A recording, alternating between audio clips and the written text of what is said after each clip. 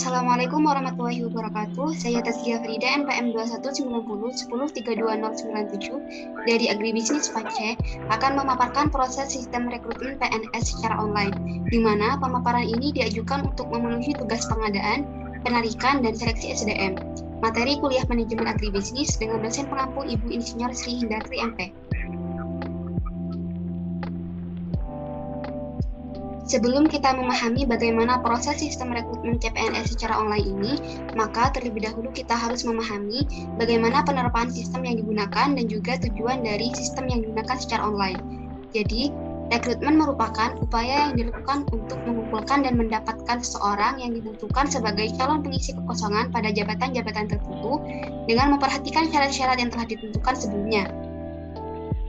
Penerapan sistem rekrutmen dan seleksi CPNS dengan menggunakan sistem CAT atau Computer Assisted Test, yaitu dengan mekanisme peserta mendaftarkan diri di internet, artinya secara online, kemudian memasukkan data, lalu dari data tersebut diverifikasi oleh BKD dan diumumkan. Setelah itu, peserta mengikuti tes secara online. Sedangkan tujuan dari sistem seleksi dan rekrutmen dengan sistem CAT yang digunakan ini ialah untuk mempercepat proses pemeriksaan dan laporan hasil tes, menciptakan standarisasi hasil ujian secara nasional, menetapkan standar nilai dan mempercepat proses seleksi dan rekrutmen, serta memunculkan hasil yang transparan.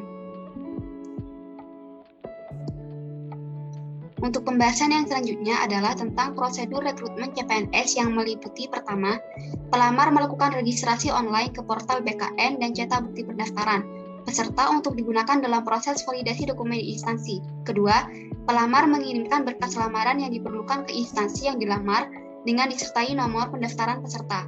Ketiga, petugas pendaftaran di instansi melakukan verifikasi kelengkapan dan kebenaran dokumen lamaran sesuai dengan data peserta yang sudah di-entry di portal. Keempat, pelamar meminta nomor peserta tes ujian CPNS kepada panitia seleksi instansi apabila berkas lamaran dinyatakan lengkap dan benar. Kelima, pelamar mengikuti ujian TKD atau sistem LJK atau CAT sesuai dengan yang digunakan oleh instansi pada waktu dan tempat yang telah ditentukan oleh panitia seleksi instansi.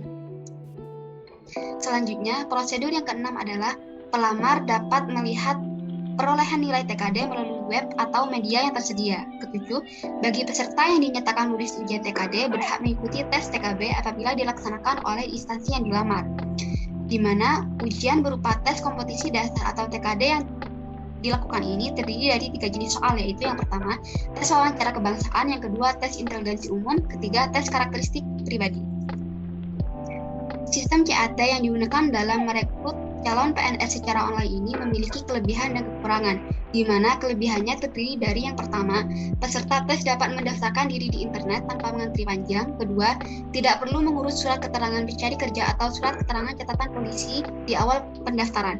Ketiga, keseluruhan soal tes dapat diakses melalui internet dan penilaian dilakukan secara objektif. Keempat, peserta juga dapat mengajarkan soal lebih cepat karena hanya dengan memilih jawaban yang tersedia pada layar komputer. Kelima, peserta dapat dinilai langsung sesuai hasil yang diperoleh. Keenam, peserta ujian dapat segera mengetahui hasil yang diperoleh setelah ujian. Kedelapan, mempercepat proses seleksi dan rekrutmen serta memunculkan hasil yang transparan.